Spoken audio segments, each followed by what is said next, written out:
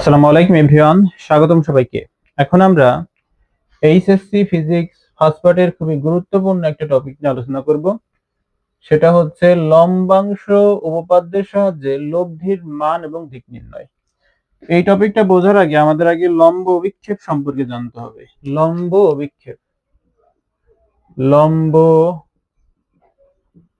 অভিক্ষেপ, লম্ব অভিক্ষেপটা কি? মনে করে এটা এক্স অক্ষ এবং এটা হচ্ছে ওয়াই অক্ষ, এটা হচ্ছে ওয়াই অক্ষ, এবং এটা হলো একটা ভেক্টর, এর নাম হলো আর ভেক্টর। ওকে, তো দেখো তো, এই তুমি যদি এম লাইট মারো, সাপোজ এমনি যদি এভাবে লাইট মারো, তাহলে এই যে রেখাটা, এই রেখাটার ছায়া আনুভূমিক বরাবর কোথায় পড়বে বলো তো? আনুভূমিক বরাবর, আনুভূমিক বরাবর এই ছায়াটা এভাবে এখানে এতটুকু পড়বে, তাই না? এতটুকু পড়বে, এতটুকু পড়বে, এখান থেকে এতটুকু। তাহলে এই বাহুর ছায়া আনুভূমিক বরাবর যতটুকু পড়লো এটাই হচ্ছে লম্ব বিক্ষেপ।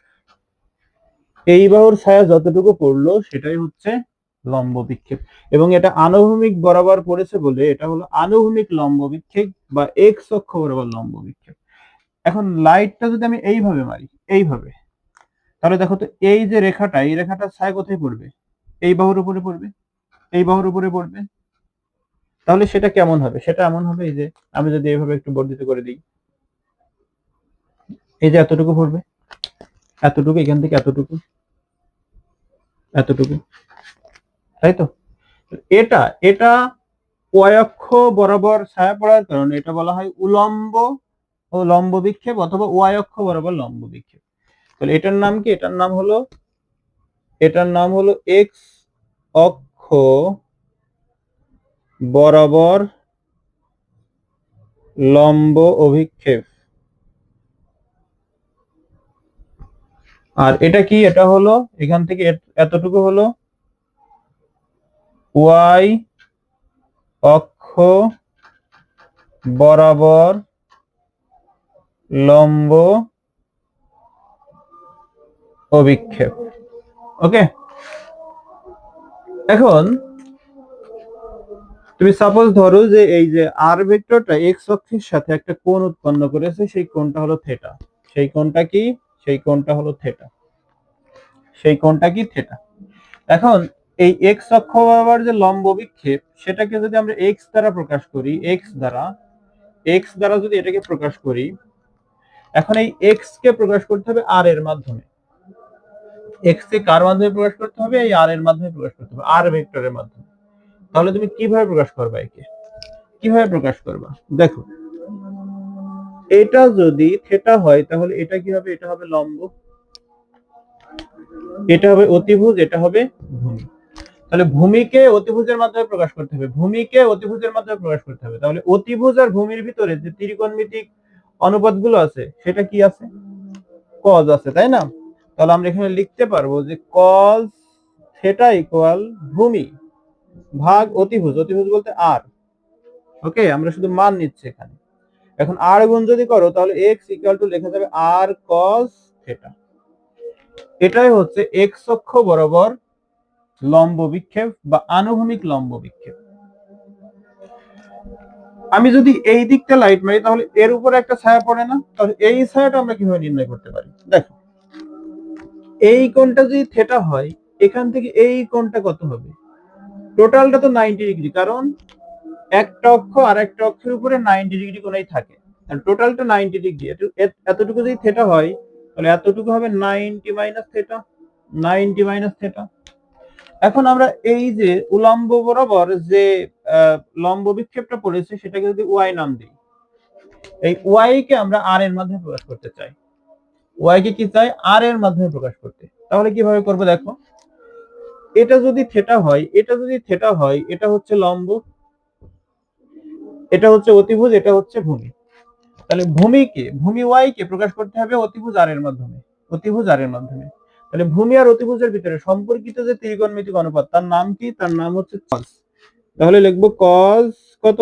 এখন থেটার মানটা কত? 90 ডিগ্রি মাইনাস থেটা ইকুয়াল ভূমি, ভূমি বলতে ওয়াই, অতিভুজ বলতে আর। এখন দেখো cos 90 মাইনাস থিটা মানে সাইন থিটা, এটা আমরা কিন্তু ক্লাস 9-10 এ করেছি। ওকে, অতএব r গুণ যদি করি তাহলে y সমান কি হয়, r সাইন থিটা। এটাই হচ্ছে আমাদের y অক্ষ বরাবর বা উলম্ব অক্ষ বরাবর লম্ব বিক্ষেপ। তাহলে দুইটা অক্ষ বরাবর লম্ব বিক্ষেপ কিভাবে নির্ণয় করতে হয় সেটা আমরা জানলাম। এখন দেখো আমরা এখানে খুবই গুরুত্বপূর্ণ একটা বিষয় বুঝে নেব, সেটা একটু দেখো। এটা হলো এক্স অক্ষ, এটা কি ওয়াই অক্ষ, আর এটা সেই আর, এটা কি সেই আর। এখন এই আর যদি এক্স অক্ষের সাথে থিটা কোণ উৎপন্ন করে, তাহলে এক্স অক্ষ বরাবর যে লম্ব বিক্ষেপ সেটা যদি এক্স দিই, সেটা হবে আর কস থিটা, আর ওয়াই অক্ষ বরাবর যেটা হবে সেটা হবে আর সাইন থিটা। ওকে, আর সাইন থিটাটা মনে রাখবা। এখন থিটাটা সাপোজ এর সাথে নেই, থিটাটা আছে হলো এর সাথে, তাহলে এখন কিন্তু এটা হয়ে যাবে y সমান আর cos থিটা, y সমান কি হয়ে যাবে আর cos থিটা, আর x ইকুয়াল হবে আর sin থিটা। এখান থেকে তুমি কি বুঝতে পারছো? এখান থেকে তুমি বুঝতে পারছো যে যার সাথে কোণ তার সাথে cos, আগে যখন x অক্ষের সাথে কোণ ছিল তখন x ইকুয়াল টু আর cos থিটা লিখলাম, বাকিটার সাথে আর sin থিটা লিখলাম। এখন যখন y এর সাথে থিটা তখন আমি y সমান আর cos থিটা লিখছি, আর বাকিটার সাথে sin থিটা লিখছি। তাহলে যার সাথে কোণ তার সাথে cos থিটা, বাকিটার সাথে sin থিটা, এটা মনে রাখবা। ওকে, এখন আমরা এই লম্ব উপপাদ্যটা একটু জানতে যাচ্ছি। লম্ব উপপাদ্যটা কি সেটা একটু জানতে যাচ্ছি। লম্ব উপপাদ্য হচ্ছে কোন বিন্দুতে ক্রিয়ারত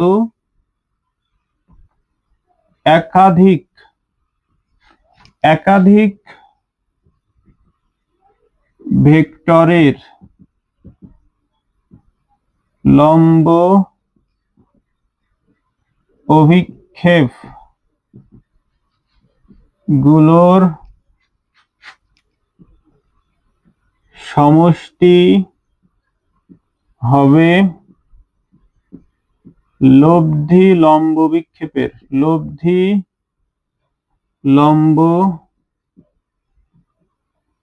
অভিক্ষেপের সমান, লব্ধির লম্ব বিক্ষেপের সমান হবে। এটা যদি এক্স অক্ষ হয়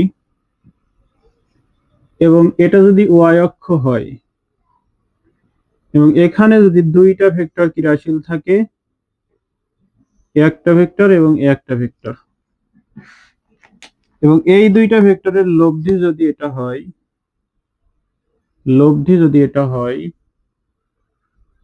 এই লব্ধির নাম দিলাম আমরা হচ্ছে আর, এবং এই যে ভেক্টর, এই ভেক্টরটার নাম দিলাম আমরা পি, এবং এই ভেক্টরটার নাম দিলাম কিউ। এখন এইটা দ্বারা যদি আমরা একটা সামান্তরিক আঁকার চেষ্টা করি, সামান্তরিক, এমন হবে, তাই তো? আনুমানিক এমন হবে। এটা একটা কি সামান্তরিক। আমরা জানি সামান্তরিকের বিপরীত বাহুগুলো পরস্পর সমান এবং সমান্তরাল হয়। তার মানে এইটা যদি পি হয়, এটা তো তার বিপরীত বাহু, তাই না? তাহলে এটাও কি হবে, পি হবে, এটাও কি হবে, পি হবে। এটা যদি কি হয়, এটাও কি হবে, কিউ হবে। এই সামান্তরিকের আমরা একটা নাম দিই ও এ বি সি।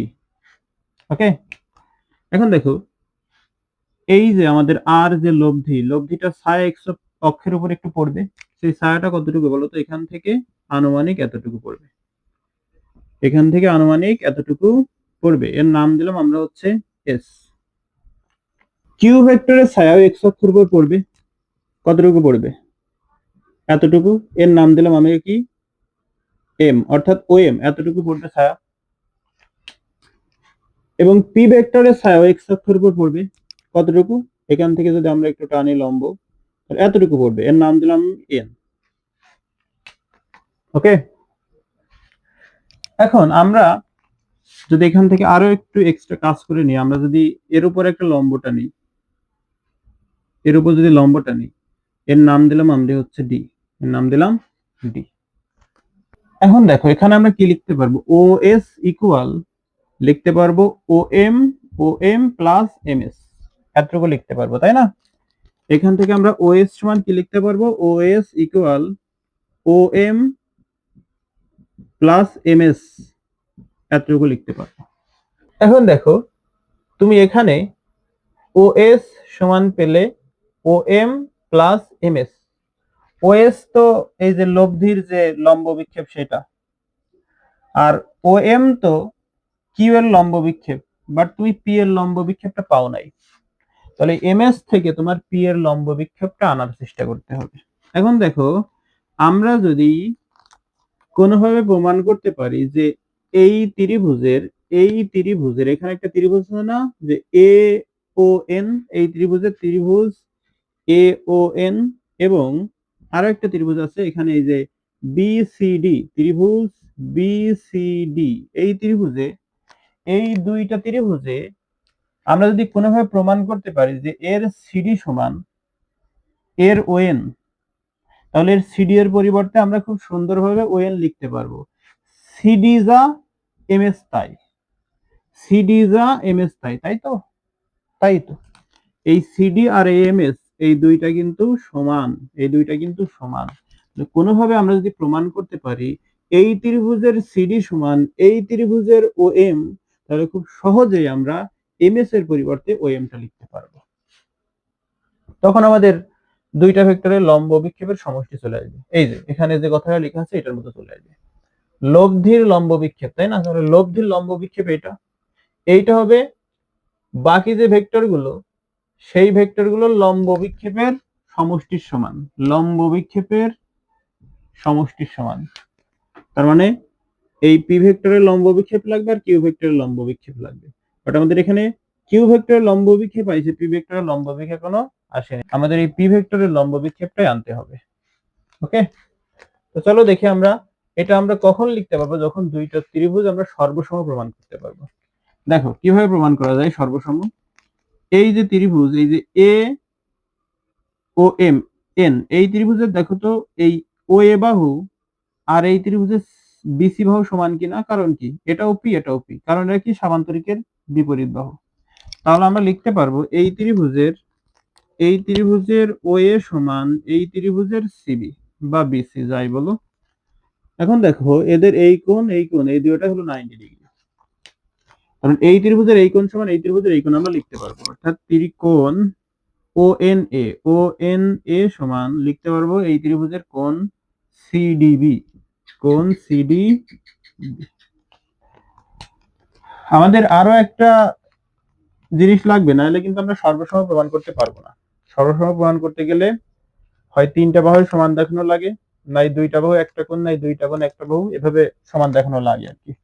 লক্ষ্য করো তো, এই যে এই ত্রিভুজটা এখানে একটা কোণ উৎপন্ন করেছে এবং এখানে একটা কোণ আছে না, সি কোণ, অর্থাৎ এই ত্রিভুজের এ ও এন আর এই ত্রিভুজের বি সি ডি এই দুইটা কিন্তু সমান কোণ।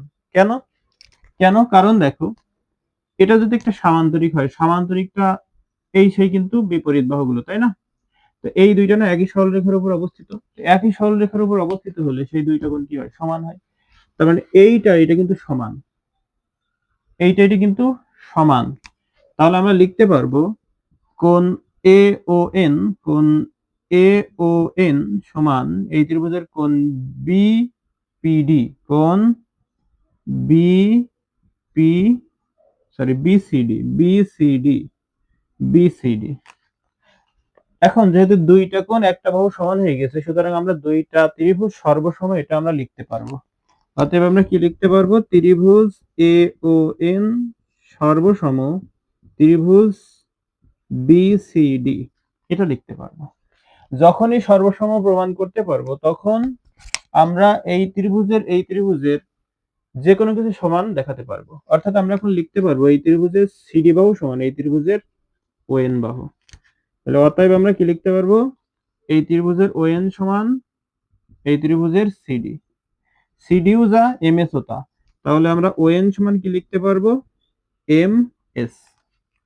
এখন এম এস এর যে মানটা তুমি এখানে পেলে, এম এস এর মানটা এই জায়গায় বসায় দাও, এটা 1 নম্বর সমীকরণ দাও।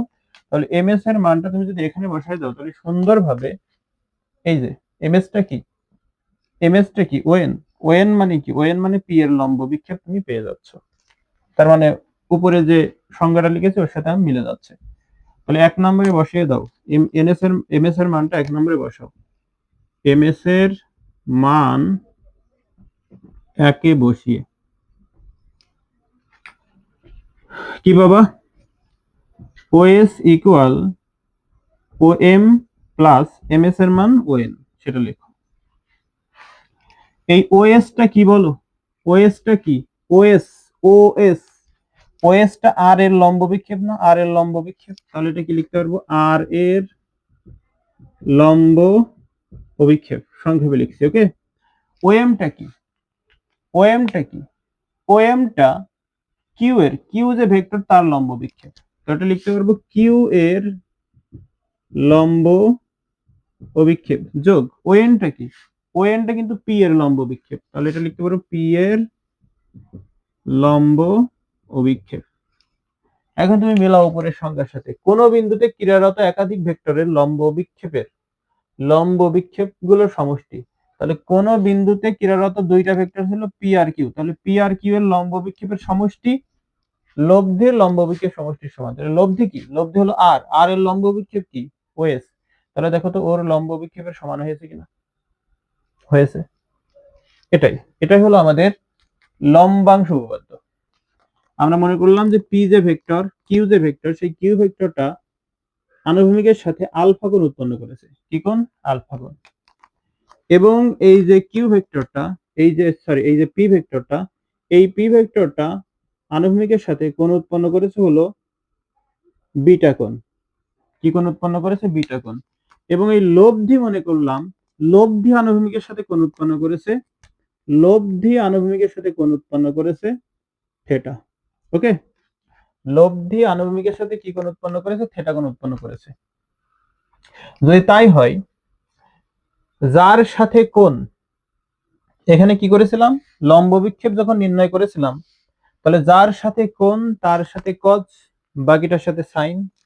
দেখো তো এই কোণটা কার সাথে, ওয়াই এর সাথে নাকি এক্স এর সাথে, এক্স এর সাথে।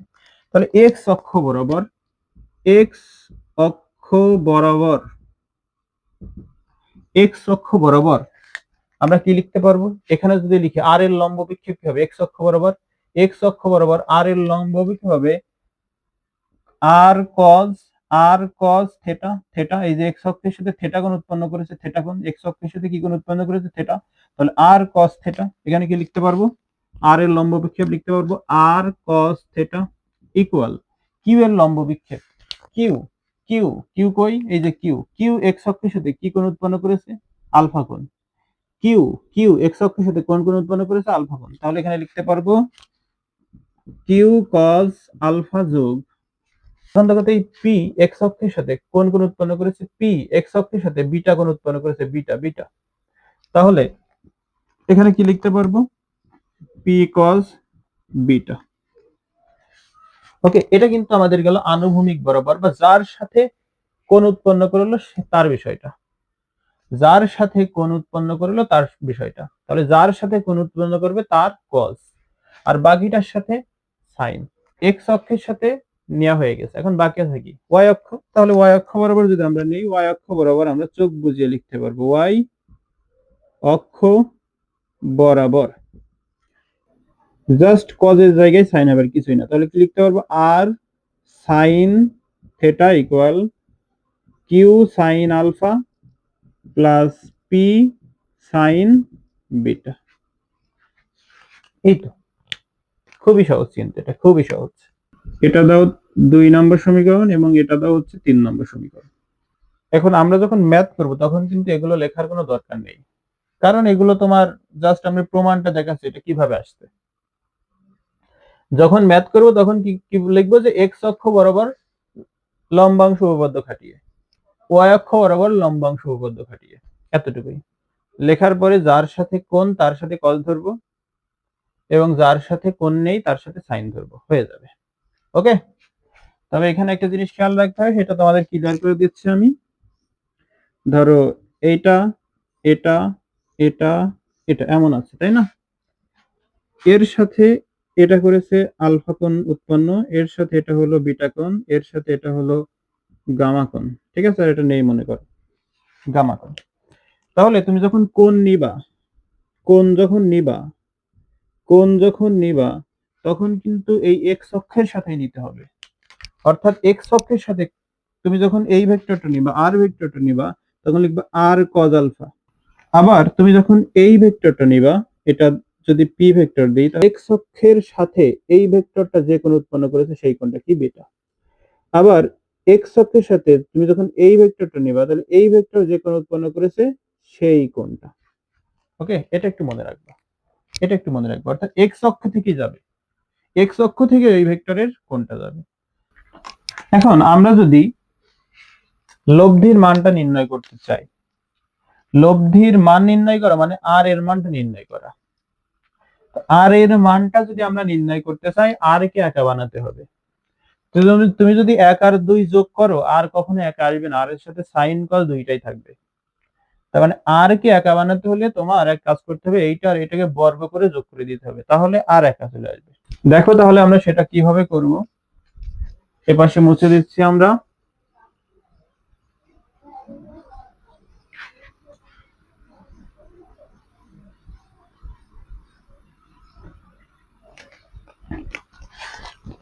আমরা 2 স্কয়ার যোগ 3 স্কয়ার করব। ওকে, 2 স্কয়ার যোগ 3 স্কয়ার করব। তার মানে 2 এর যে লেফট হ্যান্ড সাইড সেটা কি আছে, আর cos থিটা, তাই না? তাহলে একে যদি স্কয়ার করো তাহলে আর স্কয়ার cos স্কয়ার থিটা এমন হবে, যোগ এর লেফট হ্যান্ড সাইড, এর 3 এর লেফট হ্যান্ড সাইড, তাহলে কি হবে আর স্কয়ার sin স্কয়ার থিটা এমন, যোগ এর রাইট হ্যান্ড সাইড স্কয়ার যোগ এর রাইট হ্যান্ড সাইড স্কয়ার, তাই তো? তাহলে কি লিখবো, Q cos alpha plus P cos beta তার হোল স্কয়ার যোগ কি লিখবো, Q sine alpha plus P sine beta তার হোল স্কয়ার এমন। এখন এদের কাছ থেকে তুমি যদি আর স্কয়ার কমন নিয়ে নাও, তাহলে থাকে হলো cos স্কয়ার থিটা প্লাস হচ্ছে sin স্কয়ার থিটা এমন থাকে। এটা যদি স্কয়ার করো তাহলে এই স্কয়ার বলতে Q square cos square alpha plus 2pq cos alpha cos beta, মানে a plus b whole square সূত্র করছি আমি, আর কিছুই না। তাহলে P square cos square beta গেল। এটা বাকি কাজ করো, Q square sine square alpha plus 2pq sine alpha sine sine beta plus P square sine square beta. Okay, just আমরা বর্গ করেছি আর কিছুই না। তাহলে দেখো এখানে আর স্কয়ার আর cos square theta plus sine square থিটার সমান আমরা জানি 1, তাহলে লিখলাম না 1 আর। এখন দেখো এইটা আর এইটা, এদের কাছ থেকে কিউ স্কয়ার কমন নিয়ে যায়, তো কিউ স্কয়ার যদি কমন নাও, এখানে থাকে কি cos square theta plus sine square theta, তাই না? cos square alpha plus sine square alpha. আর দেখো এদের কাছ থেকে পি স্কয়ার কমন যায়, তো নাও পি স্কয়ার যদি কমন নাও, থাকবে হলো cos স্কয়ার বিটা যোগ হচ্ছে সাইন স্কয়ার বিটা এমন, যোগ দেখো এদের কাছ থেকে 2pq কমন যায়, 2pq কমন নাও, 2pq যদি কমন নাও, এখানে থাকে cos alpha cos beta, cos alpha cos beta minus cos alpha cos beta minus এখানে থেকে sin alpha sin beta, sorry plus sin alpha sin beta, sin alpha sin beta. Okay, এখন দেখো এখানে লেখা যায় আর ইকুয়াল কিউ স্কয়ার, এর পরিবর্তে 1 লেখা যায়, এই যে এর পরিবর্তে, তাহলে কিউ স্কয়ার ইনটু 1 মানে কিউ স্কয়ার যোগ এর পরিবর্তে এটা লেখা যায় পি স্কয়ার, তাই তো? আর এখানে দেখো 2pq cos alpha cos beta plus sin alpha sin beta, এর একটা সূত্র আছে, সূত্রটা কি? সূত্রটা হলো cos আলফা মাইনাস বিটা। এখানে আমরা এটা একটা ডিফারেন্স দেব, কেন? কারণ এখানে কিন্তু বিটাও বড় হতে পারে, বিটাও কিন্তু বড় হতে পারে। সেক্ষেত্রে আমরা যেটা বড় হবে সেটা আগে লিখবো, তারপরে ছোট লিখবো। ওকে, এটাই আমাদের লব্ধির মান নির্ণয়ের সূত্র। এটা কি? এটা হলো লব্ধির মান নির্ণয়ের সূত্র। এখন দিক তুমি কিভাবে নির্ণয় করবা? দিক 1 কে 2 দ্বারা ভাগ করলে তুমি দিকটা পেয়ে যাবা। ওকে, কি করবা? 1 কে 2 দ্বারা ভাগ অথবা 2 কে 1 দ্বারা ভাগ করলে তুমি দিকটা পেয়ে যাবা। তাহলে 2 কে 1 দ্বারা ভাগ করলে তুমি দিক পাবা। এটা করলে তুমি কি পাবা? মান পাবা। সর্বদাই ম্যাথের ক্ষেত্রেও একই মান পাবা। আর যখনই তুমি 1 কে 2 অথবা 2 কে 1 দ্বারা ভাগ করবা তখন তুমি কি পাবা? দিক পাবা। তো এখানের ক্ষেত্রে আমরা 2 ভাগ 3 করব। ওকে, 2 ভাগ 3 যদি করো তাহলে 2 কি আছে? 2 আছে হলো এই যে r cos theta divide by কি হবে? r sin থিটা ইকুয়াল ওই যে ওর রাইট হ্যান্ড সাইড কত আছে? q cos alpha plus p cos beta divided by q sin alpha plus p sin beta. এটা করলে তুমি সুন্দরভাবে কি পেয়ে যাবা? দিক পেয়ে যাবা।